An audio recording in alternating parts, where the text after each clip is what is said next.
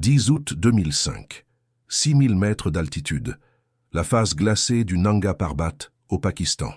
Thomas Umar lève les yeux avec difficulté et il voit un hélicoptère s'approcher, luttant contre le vent. Cela fait 6 jours qu'il n'a rien mangé. La radio tient à un fil. Ses orteils sont déjà bleuis par les engelures. Encore quelques minutes, et il sera arraché à une mort presque certaine. En Slovénie, tout le pays va fêter ça. Umar sera traité comme un héros national. Mais ce que personne ne réalise à ce moment-là, c'est que survivre à ce sauvetage a peut-être été la pire chose qui pouvait lui arriver, parce que, d'une certaine manière, cet alpiniste est déjà mort. Il ne le sait simplement pas encore. À présent, vous devez vous demander comment le fait de survivre peut-il être pire que mourir? Pour comprendre cela, il faut remonter 8 ans en arrière. C'est la partie de l'histoire dont presque personne n'aime parler. 31 octobre 1997. Népal, face ouest du Nuptse. Un mur monstrueux de glace et de roches, plus de 2400 mètres presque verticaux. Thomas Umar est là, avec son meilleur ami, Janez Jegli. Tous les deux sont des étoiles montantes de l'alpinisme slovène. Mais Janez est le favori de tous. Talentueux, expérimenté, réputé pour être l'un des alpinistes les plus sûrs du pays. Pendant 5 jours, il lutte contre la montagne. Le climat est implacable. Pendant 4 jours d'affilée, ils peuvent à peine avancer. Tempête constante, vent sans répit. Le réchaud commence à fuir. L'eau s'épuise. La déshydratation commence à faire des ravages. À un certain moment, la tente de fortune est tellement écrasée par la neige qu'il manque de suffoquer à l'intérieur. Et tout cela sans aucune corde pour les relier l'un à l'autre. Si l'un tombait, l'autre ne pourrait que regarder. C'était un style rapide, audacieux et absurdement risqué. La 3e nuit, Janez dit quelque chose d'étrange à Umar. Quelque chose qui sonne comme une plaisanterie, mais qui plus tard résonnera comme un présage. Si on y arrive, on sera heureux toute notre vie. Si on n'y arrive pas, on rendra la moitié de la Slovénie heureuse. C'était une blague sur les critiques, sur ceux qui jugeaient ce style irresponsable. Mais il y avait une part de vérité dans cette phrase. Beaucoup de gens pensaient qu'il dépassait une limite qu'il n'aurait jamais fallu franchir. Malgré tout, au matin du 31 octobre, il lance l'attaque finale vers le sommet, sans corde, sans droit à l'erreur. Janez passe devant, environ 15 minutes d'avance sur Umar. À 13h15, la voix de Janez surgit à la radio. Il est au sommet. 15 minutes plus tard, Umar atteint lui aussi le sommet. Mais Janez n'est pas là. À la place, seulement des traces de pas dans la neige qui s'interrompent brutalement. Et la radio de son ami, jetée au sol, recouverte de glace. Le vent, sur l'arête, était bien trop violent, déchaîné. À un moment donné, durant ces 15 minutes, une rafale a frappé Janez et a arraché son corps à la montagne. Il est tombé de plusieurs milliers de mètres le long de la face sud, et on ne l'a jamais revu. Soudain, Umar est complètement seul, à 7861 mètres d'altitude, au sommet d'un mur de plus de 2 kilomètres, avec son meilleur ami mort, et la nuit qui tombe. À présent, il doit redescendre, seul. Ce qui suit est un véritable cauchemar. Pendant la descente, sa lampe frontale s'éteint. Ses lunettes de glacier disparaissent. Il commence à avoir des hallucinations. Le corps est à bout, l'esprit au bord de l'effondrement. À un moment, une avalanche l'emporte vers le bas de la pente. Par un miracle, il parvient à s'agripper et à stopper sa chute. Il lui faudra 2 jours entiers pour atteindre le pied de la montagne. Lorsqu'il arrive enfin au camp, il est déshydraté, victime d'engelures et profondément traumatisé. En Slovénie, le pays entier pleure la mort de Janez. Il était aimé, respecté, admiré. Et même si tous reconnaissent que Umar a survécu à quelque chose d'incroyable, des murmures commencent à circuler. Certains disent que ce n'est pas le bonhomme qui est revenu de la montagne. Et au fond, Umar lui-même commence à le croire. Lui aussi ressent que ce n'est pas le bonhomme qui est revenu du Nuptse. Les marques ne sont pas restées uniquement sur son corps. Les cicatrices dans son esprit étaient bien plus profondes. Après la mort de Janez, quelque chose change à jamais chez Thomas Umar. Il commence à grimper presque toujours seul. Pas par courage, mais par peur. peur de voir un autre partenaire mourir, peur d'entendre un autre cri se perdre dans la montagne. La solitude devient une règle, et d'une certaine manière, elle deviendra aussi sa condamnation. Mais ce n'était pas le premier traumatisme de sa vie. Loin de là. Umar est né en 1969 en Slovénie. À l'époque, le pays faisait encore partie de la Yougoslavie communiste. Famille modeste, milieu ouvrier. Son père était maçon. Il considérait l'escalade comme une perte de temps. Et pire encore, comme une irresponsabilité. Le premier baudrier de Thomas ne venait pas d'un magasin spécialisé. Il venait d'une casse automobile. C'était littéralement une ceinture de sécurité arrachée à une Fiat abandonnée. Mais à 20 ans, quelque chose de bien plus grand que la montagne se met sur sa route. Umar est appelé sous les Indi Tinda, drapeau dans l'armée yougoslave, et envoyé au Kosovo. C'est le sommet des tensions ethniques dans les Balkans. Ce qu'il voit là-bas le détruit de l'intérieur. Il sert aux côtés de soldats serbes qui surveillent les Albanais ethniques. Les traitements auxquels il assiste sont brutaux, humiliants, violents, à l'opposé de tout ce en quoi il croyait comme être humain. Quand le service obligatoire se termine, Thomas demande à rentrer chez lui. L'armée refuse. À la place, il est détenu, soumis à des tortures psychologiques, maltraité. Puis on l'abandonne simplement dans une gare, dans une ville hostile aux forces yougoslaves, seul, brisé, l'esprit en ruine. Quand il parvient enfin à rentrer chez lui, il n'est plus le même homme. Il souffre d'un stress post-traumatique sévère et il trouve une seule façon de continuer à respirer, la montagne. Les personnes blessées à l'intérieur cherchent souvent refuge dans les sports extrêmes, l'adrénaline, la concentration absolue, la sensation d'être au bord de la vie. Pendant quelques instants, les démons se taisent, mais comme toute drogue, l'effet passe. Et avec le temps, il faut des doses toujours plus fortes. Avec Umar, c'est exactement ce qui se produit. Il commence à choisir des voies que personne ne veut toucher, des ascensions en solitude totale, où la moindre erreur ne signifie pas un secours, elle signifie la mort. Au club d'escalade, beaucoup appellent cela le solo mortel. D'autres parlent tout simplement de quelque chose de malsain. Mais pour lui, ce n'était pas un sport, c'était de la survie. La montagne était le seul endroit où son esprit trouvait le silence. En 1999, Thomas Umar est déjà l'un des plus grands noms de l'escalade en Slovénie. Il remporte le Piolet d'or, la récompense la plus prestigieuse de l'alpinisme mondial, l'équivalent d'un Oscar des montagnes. Mais son exploit le plus insensé reste encore à venir. La face sud du Dhaulagiri, une montagne de presque 8000 mètres au Népal, avec l'un des murs les plus dangereux de tout l'Himalaya, près de 4000 mètres de dénivelé vertical, un taux de mortalité de 40%. Reinhold Messner, légende vivante de l'alpinisme, a tenté cette voie 2 fois. Il a échoué les 2 fois. Il a dit que c'était impossible. En octobre 1999, Thomas Umar décide d'essayer. Seul, sans partenaire, sans équipe de soutien sur la paroi, 9 jours de combat contre le vide. Ces jours-là, à 5700 mètres d'altitude, un énorme rocher frappe sa jambe. Par miracle, l'os ne se brise pas. Mais le message est clair. La montagne est en train de lui faire payer le prix. Au 8e jour, il se trouve déjà à 7800 mètres. Le vent devient meurtrier. Le froid traverse son corps de part en part. Le camp de base l'appelle à la radio. Jamais personne n'était allé aussi près de cette face. Ils lui disent « Il est temps de penser à la descente ». Umar est épuisé, à court d'oxygène, à la limite absolue de la conscience. Il sort alors de sa poche une photographie. C'est l'image de son jeune fils, Tommy. Et dans cet état entre lucidité et délire, quelque chose se produit. Plus tard, il dira qu'il a vu clairement l'enfant sortir de la photo, le pointer du doigt et lui dire « Rentre à la maison, papa ». À cet instant, Thomas comprend. S'il continue, il mourra. Sans héroïsme, sans gloire, juste un corps de plus perdu dans la glace. Il fait demi-tour. Il abandonne l'attaque finale. Il abandonne le sommet. Il abandonne l'impossible. Et il redescend. Il n'a pas vaincu la montagne, mais il a vaincu sa propre obsession. Et cela, probablement, lui a sauvé la vie. De retour en Slovénie, le pays célèbre quand même.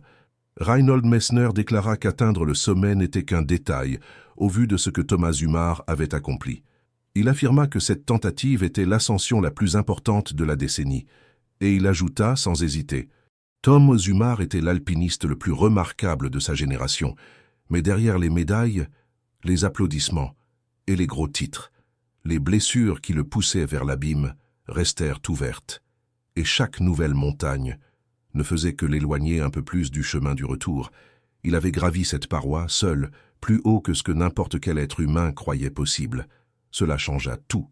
Thomas Umar devint l'athlète de l'année en Slovénie. Il reçut la médaille honorifique de la liberté des mains du président. Sa notoriété était si grande qu'il suffisait d'écrire sur une carte « Thomas Umar, Slovénie », et la poste savait exactement où livrer. Il avait tout, la reconnaissance, l'admiration, le statut de héros national. Mais un an plus tard, tout faillit s'achever. Octobre 2000. Umar construisait sa propre maison pour sa famille. Par une nuit sombre, sans éclairage suffisant, il posa le pied sur un escalier encore inachevé et tomba, 3 mètres, directement sur le béton. Quand il tenta de bouger, il baissa les yeux et vit sa jambe droite tordue d'une façon impossible. Le fémur était complètement brisé, le talon gauche écrasé. À l'hôpital, les médecins furent directs. D'abord, ils dirent qu'il aurait de la chance s'il survivait. Puis ils évoquèrent quelque chose d'encore pire, la possibilité d'une amputation. Au final, le verdict tomba. Il ne marcherait plus jamais, encore moins escalader, un fauteuil roulant pour le reste de sa vie. Pour n'importe qui d'autre, cela aurait été la fin. Pour Umar, ce ne fut qu'un défi de plus. Il refusa d'accepter son destin, refusa même de rester à l'hôpital. La nuit, il s'échappait avec son fauteuil roulant, descendait les rues en silence, comme s'il s'entraînait déjà à revenir. Ce qui suivit fut brutal. Presque une douzaine d'opérations, des mois de douleurs quotidiennes, une rééducation menée jusqu'à la limite du supportable. Mais contre toute attente, il se remit à marcher. Et peu de temps après, il retourna en montagne. En 2005, Thomas Umar était à nouveau parmi l'élite de l'alpinisme mondial. Cet été-là, il choisit sa cible finale, la face Rupal du Nanga Parbat, la plus haute paroi de montagne de la planète. À présent, il faut comprendre une chose à propos du Nanga Parbat. Cette montagne a un surnom, la montagne tueuse.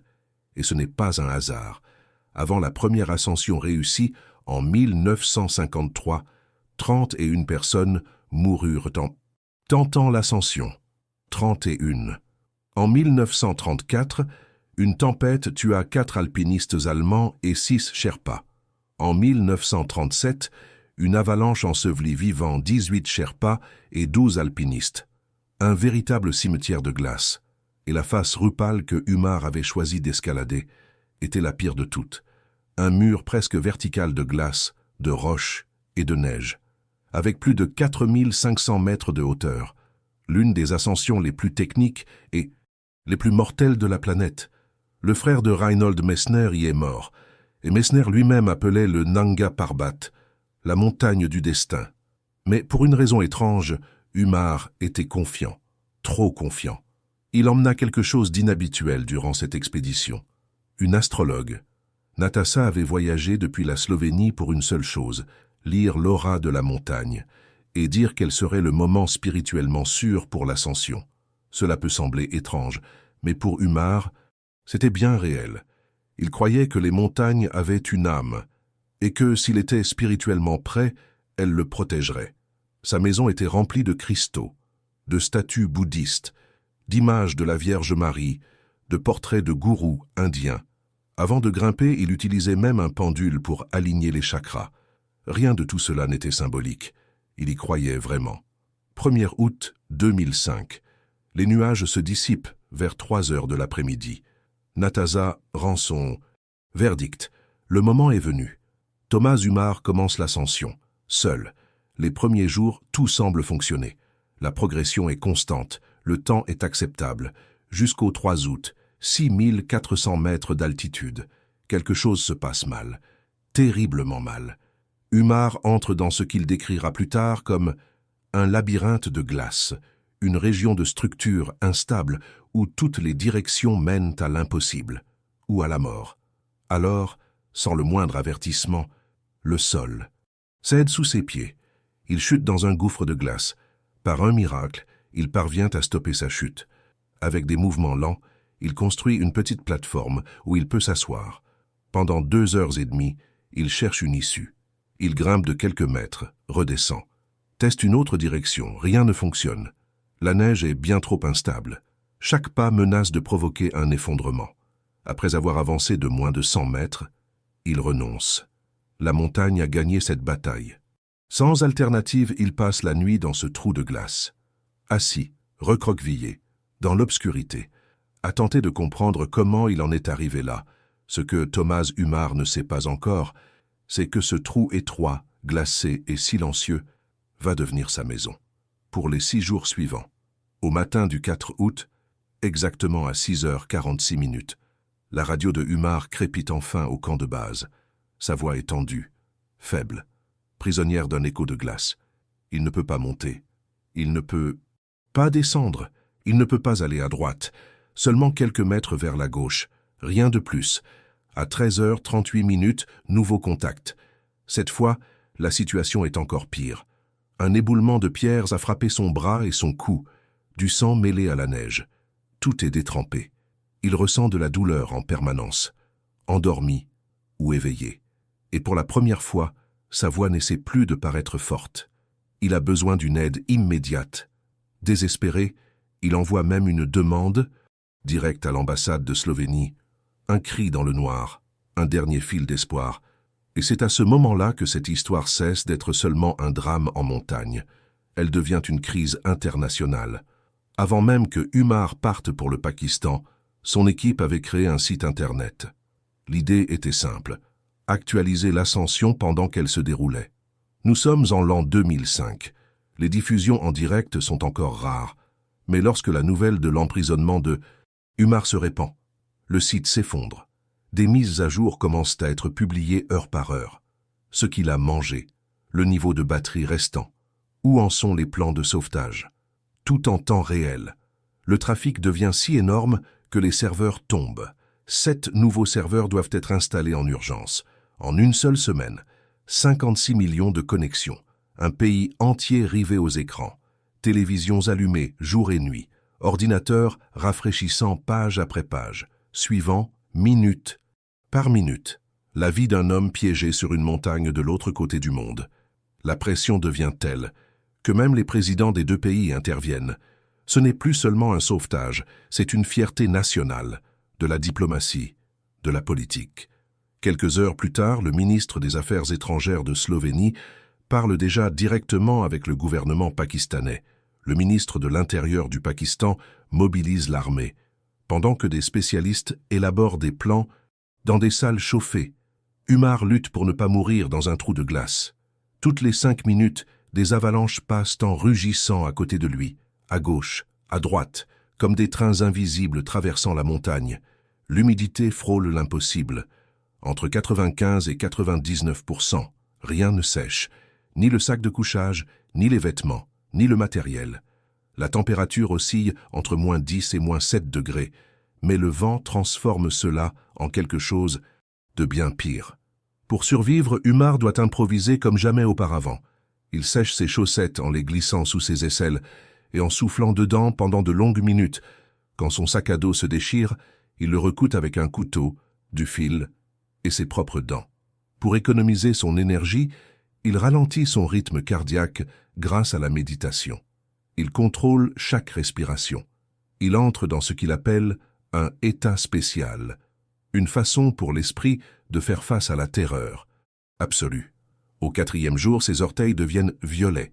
Il les masse compulsivement avec de la crème, non pas pour la douleur, mais par peur de la gelure définitive.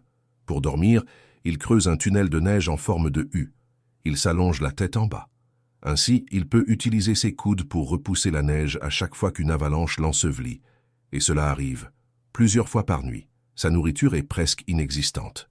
2 sachets de soupe, 5 morceaux de fromage et un peu de jambon sec.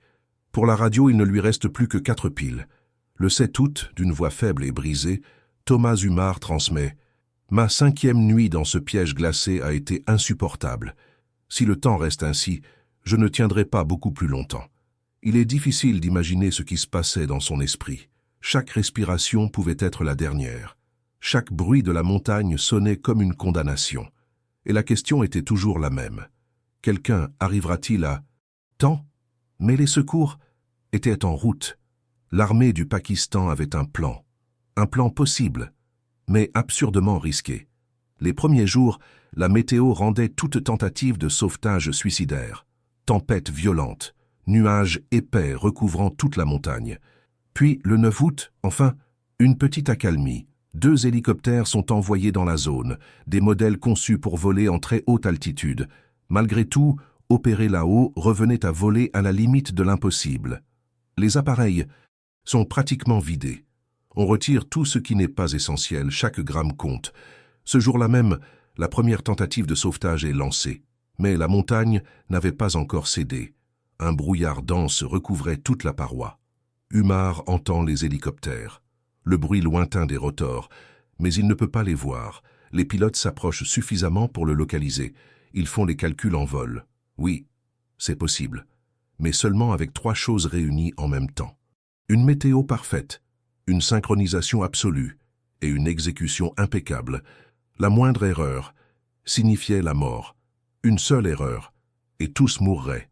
Le matin du 10 août, même avec un temps instable et des nuages cachant la montagne, les pilotes prennent leur décision. Rachid Ullah Baig, lieutenant-colonel, Khalid Amir Rana, major, ils vont tenter le tout pour le tout. À 5h45, les hélicoptères atteignent la paroi, et alors, ils le voient, Umar, accroché à une arête de neige trop étroite pour exister. Ce qui suit entre dans l'histoire de l'aviation. Les pilotes s'approchent selon un angle latéral. Umar se trouve à la position de 9 heures, et voici la partie la plus terrifiante. Dans un hélicoptère, un indicateur montre la puissance utilisée. Au niveau de la mer, 60-70% suffisent déjà pour rester en vol stationnaire. Mais là-haut, à 5800 mètres d'altitude, l'aiguille est plantée à 98%. Presque toute la puissance de l'appareil, uniquement pour rester en l'air. Il ne restait aucune réserve, presque aucune marge d'erreur.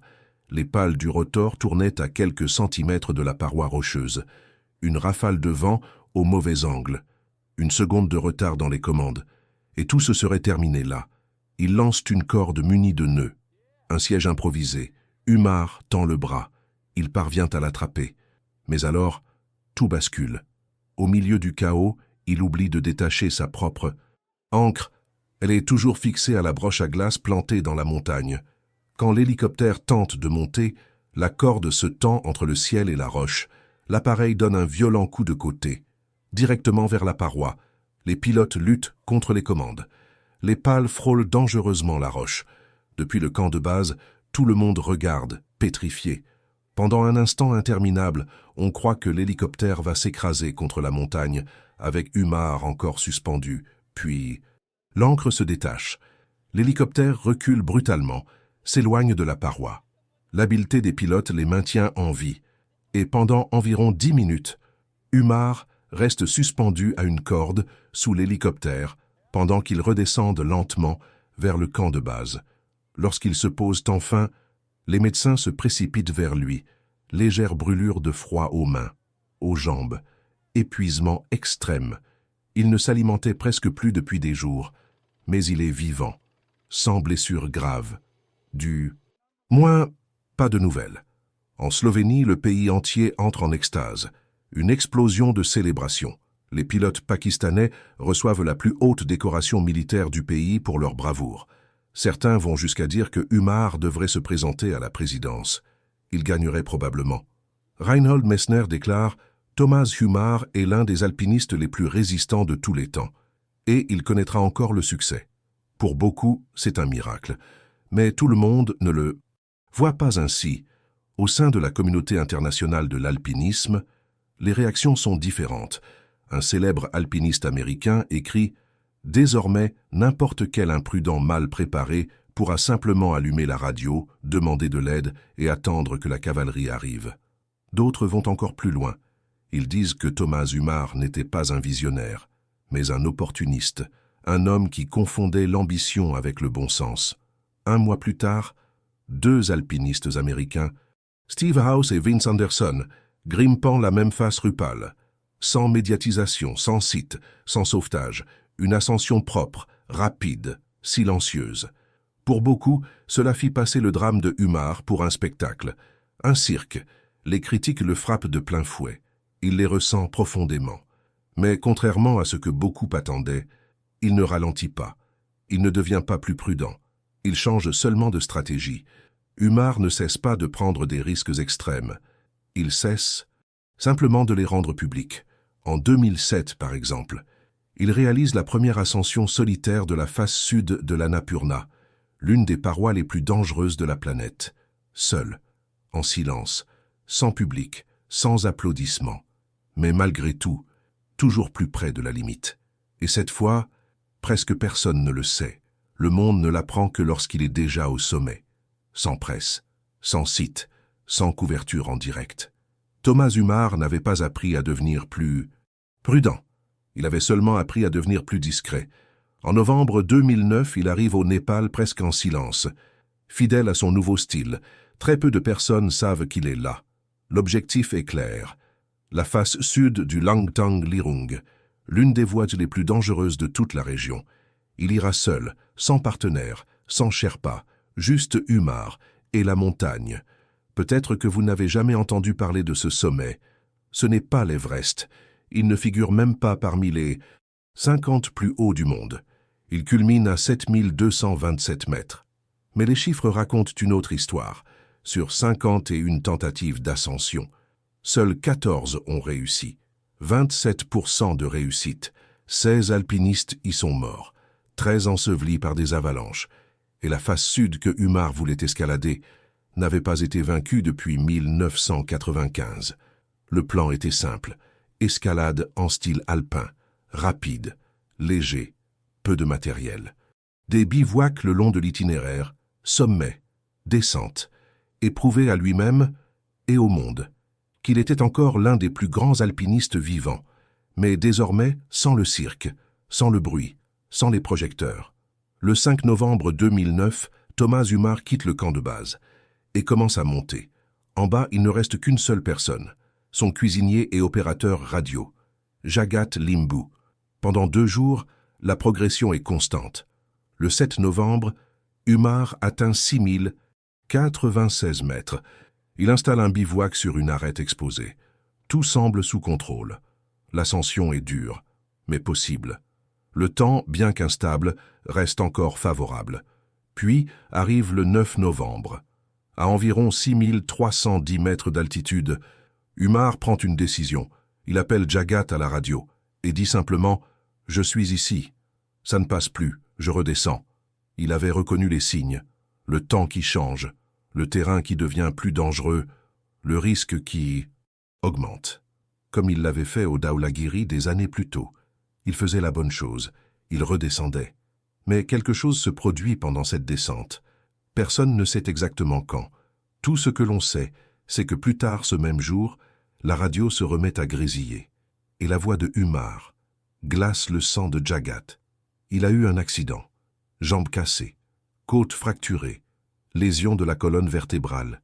Il a probablement glissé sur la glace, perdu l'équilibre, chuté, à 6311 mètres d'altitude, sur une face qui n'avait pas été gravie depuis 14 ans. Les blessures sont dévastatrices. À cet instant, Umar fait face à une réalité à laquelle il avait échappé depuis 2005. Cette fois, il n'y aura pas de miracle. Aucun hélicoptère sortant des nuages. Aucune crise internationale. Aucun président au téléphone. Aucun site avec des millions de spectateurs. Juste un homme, une montagne, et la mort qui s'approche en silence. Je ne peux qu'imaginer ce qui a traversé son esprit cette nuit-là. A-t-il repensé au Nanga Parbat, au jour où un hélicoptère l'a arraché à la glace? A-t-il pensé à ses enfants? S'est-il enfin rendu compte que les montagnes ne l'aimaient pas en retour? D'une manière incroyable, il survit à cette nuit-là. Au matin du 10 novembre, il rassemble les toutes dernières forces qu'il lui reste. et lance un ultime appel radio à Jagat Limbu. Sa voix est si faible que Jagat a du mal à comprendre. Umar parvient à murmurer seulement quelques mots. « Jagat, c'est mon dernier ». Puis, le silence. La transmission se coupe. Thomas Umar ne parlera plus jamais à la radio. Pendant 4 jours étouffants, les équipes de secours lancent des recherches désespérées. Dès le 10 novembre, un hélicoptère survole la face sud. Il ne voit rien. La visibilité est presque nulle. Le temps, impraticable. Une solide équipe de Sherpas est mobilisée immédiatement. Ils avancent sur la glace, fixent des cordes, grimpent presque 500 mètres en direction du point indiqué par Umar. Mais ils ne le trouvent pas. La montagne, une fois de plus, garde son secret. Il n'est pas là. Les 12 et 13 novembre, le mauvais temps s'empare totalement de la montagne. Neige intense, visibilité nulle, risque constant d'avalanche. Aucune tentative de sauvetage n'est possible. Une équipe suisse spécialisée arrive à Katmandou. Tout ce qu'ils peuvent faire, c'est attendre et espérer. Le 14 novembre, après 3 heures de recherche aérienne, quelque chose apparaît enfin. Mais ce que les pilotes voient n'a pas le moindre sens. Le corps de Umar se trouve à 5600 mètres d'altitude, 700 mètres plus bas que l'endroit où il avait dit se trouver, et bien plus vers la gauche, sur une partie complètement différente de la face de la montagne. Le corps est gelé, dur comme la pierre, la jambe brisée et visible même depuis l'hélicoptère. La question que personne ne parvient à résoudre surgit immédiatement. Comment est-il arrivé là? Avec la colonne vertébrale et la jambe brisée, s'est-il traîné vers le bas de la montagne pendant des jours, centimètre par centimètre, dans l'agonie, en tentant d'atteindre une altitude où il pourrait être secouru? Pouvez-vous imaginer la force de volonté que cela exigerait? Descendre une paroi presque verticale de glace, avec les os brisés, en sachant qu'on est en train de mourir, et continuer quand même. Le terrain où il a été retrouvé rend cela presque impossible. Mais nous parlons du même homme qui a remarché après que les médecins lui ont dit qu'il ne quitterait jamais un fauteuil roulant. Il existe une autre possibilité. Peut-être a-t-il subi une seconde chute, faible, blessé, en train de geler. Peut-être a-t-il glissé et roulé le long de la paroi de glace jusqu'à ce que son corps s'immobilise enfin 700 mètres plus bas. Mais alors, une autre question surgit. S'il s'agissait d'une chute aussi grande, pourquoi ses vêtements? Étaient-ils intacts? Pourquoi son équipement était-il entier? Une chute pareille aurait dû tout détruire. La vérité, c'est que nous ne saurons peut-être jamais exactement ce qui s'est passé. Ce que nous savons, c'est ce qu'ils ont trouvé dans son appareil photo, les dernières images. Et elles brisent le cœur.